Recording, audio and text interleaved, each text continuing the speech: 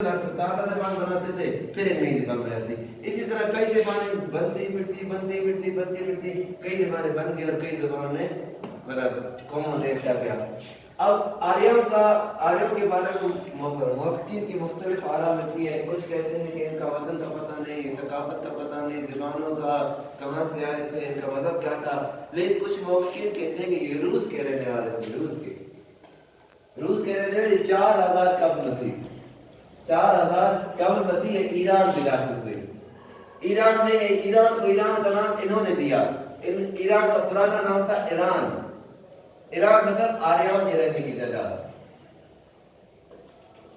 जब ये 4000 कब्ल मसीह मुहक्किकीन के मुताबिक ये 4000 कब्ल मसीह ईरान में दाखिल हुए तो उन्होंने ईरान का नाम दिया। और इनका एक कबीला ईरान की शुमाली हिस्से की साइड गया, वहाँ एक इलाका था मीडिया, ईरान का पुराना इलाका था मीडिया। तो इनका एक कबीला मीडिया में गया, शुमाली ईरान की तरफ गया, तो वहाँ उन्होंने मीडिया की निस्बत से उन्होंने माद कहलाया। फिर दूसरा आया ईरान से जनूबी ईरान की तरफ, दूसरा कबीला आया। यहाँ पर एक इलाका था ईरान का पारस, तो इसकी निस्बत से वो पारसी कहलाए। अब ये मतलब उस दौर में जब 4000 कब्ल मसीह ईरान में दाखिल हुए, ईरान के अलावा अफगानिस्तान, सिस्तान, खुरासान बहुत से इलाकों में दाखिल हुए। और 1500 कब्ल मसीह बड़े सगीर में इनका जिक्र मिलता है कि 1500 कब्ल मसीह बड़े सगीर में ये दाखिल हुए थे। और शुमाली और जनूबी साइड में हिंदुस्तान के इनके आस्ट्रिक और द्राविडिक कौमों से इनका सामना हुआ था। द्राविडी कौम जो हिंदुस्तान की कदीम कौम जानी जाती है, और द्राविडी कौम की कहते हैं मरूद मिलत है। तो हम आते हैं, इसको छोड़ते हैं, ईरान की तरफ आते हैं। ईरान में जब कहते हैं माद, जरतुश्त एक आदमी गुजरा था, जरतुश्त। वो कहते हैं कि माद, कुछ मौके का ख्याल है कि जरतुश्त माद के कबीले से ताल्लुक रखता था। कुछ कहते हैं कि ये बल्ख में पैदा हुआ था, कुछ कहते हैं कि अज़रबैजान में पैदा हुआ था। लेकिन इसके बारे में मुकम्मल तफसीलात नहीं मिल सकती, क्योंकि कहते हैं कि तारीख में 80% झूठ होता है, 20% थोड़ा बहुत सच होता है। तो हम इसमें इसके तारीख पैदाइश में भी बड़ा इख्तिलाफ मिलता है। कोई कहते हैं 1100 कब्ल मसीह पैदा हुआ, कोई कहता है 600 कब्ल मसीह पैदा हुआ।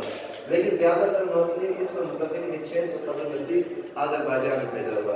चलो जहाँ में पैदा हुआ, जब ये पैदा हुआ और जवान हुआ, इसने तन्हाई देखी, खिलवत नशीनी देखी, तो इस पर इसने एक ऐलान कर दिया कि मुझ पर 7 बशारतें हुई।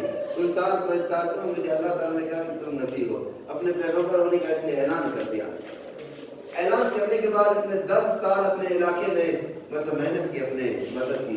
तो मुश्किल से एक आदमी 10 साल की मेहनत से एक आदमी इसके दीन में शामिल हुआ। लेकिन ये अपने इलाके से मतलब मायूस होकर शुमाली ईरान की तरफ गया। शुमाली ईरान में खुरासान का हुक्मरान था विस्तासब। शाह फिरदौसी ने इसको किस्तासब के नाम से जाना। विस्तासब से इसकी मुलाकात हुई। विस्तासब के पहले वजीर ने और इसके 2 लड़के ने और इसकी विस्तासब की मक्का ने इस पर ईमान लाया। लेकिन विस्तासब को इसको यकीन नहीं था। विस्तासब इसको अपने दरबार में ले गया, अपने उलमा से इसका मुनाजरा कराया। उलमा ने क्या किया कि अपने जादू के असर से जरतुश को हराने की कोशिश की, लेकिन क्या हुआ, जरतुश आखिरकार जीत गया और विस्तासब इस पर ईमान ले आया। विस्तासब इसका दस्तराज साबित हुआ, इसकी हर तरह से किसी चीज को फरोग दिया। तो कुछ लोगों को जब सा मतलब बन गया, तो वो लोग विस्तासब की कौम जरतुश्ती कहलाने लगी। कुछ अरसे बाद तुरानियों ने जरतुश्तियों के साथ लड़ाई की बल्ख के मकाम पर जरतुश्तियों और इनकी तुरानियों की लड़ाई हुई। तो वहां उस लड़ाई में जरतुश कहते हैं मारा गया। कहते हैं पक्का यकीन नहीं कि वहां मारा गया, लेकिन कहते हैं मतलब तारीख में से जिक्र मिलता है कि वहां बल्ख के मकाम पर ही मारा गया। चलो ये तो मारा गया, लेकिन इसके दीन को बड़ा फरोग हासिल हुआ। विस्तासब ने इसके दीन को बहुत फैलाया, क्योंकि वो मतलब खुरासान का बादशाह था, वो ईरान का हिस्से में आता था। मतलब इसकी जान पहचान ज्यादा थी इस वजह से। अब आते हैं जरतुश्त को एक और मतलब दौर ने फिर हासिल दिया था, दौर सासानी। اب ساسانی دور کی بنیاد کیسے پڑی؟ پاپک نامی آدمی، پاپک نامی آدمی فارس کا حکمران تھا.